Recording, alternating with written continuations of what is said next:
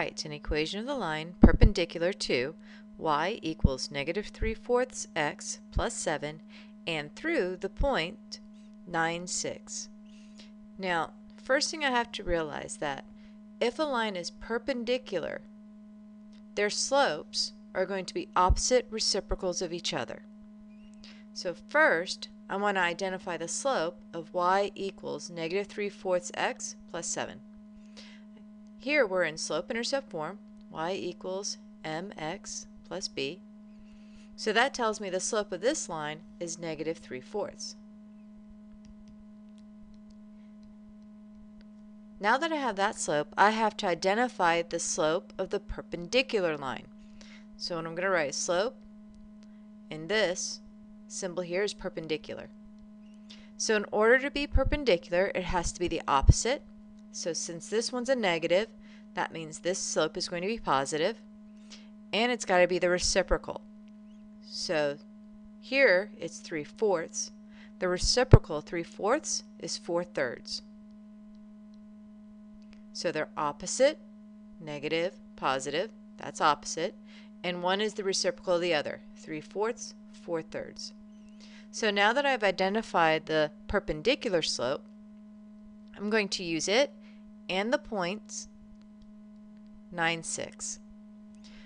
So what I'm going to use to write the equation on line is point-slope form, which is y minus y1 equals m times x minus x1.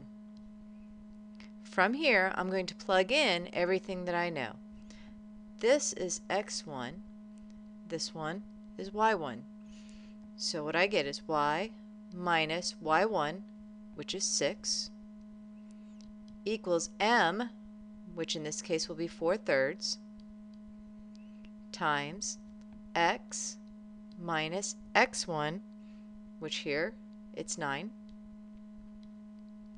Now, I want to write this in slope-intercept form, so what I'm going to do is I'm going to distribute the 4/3 through the parentheses first.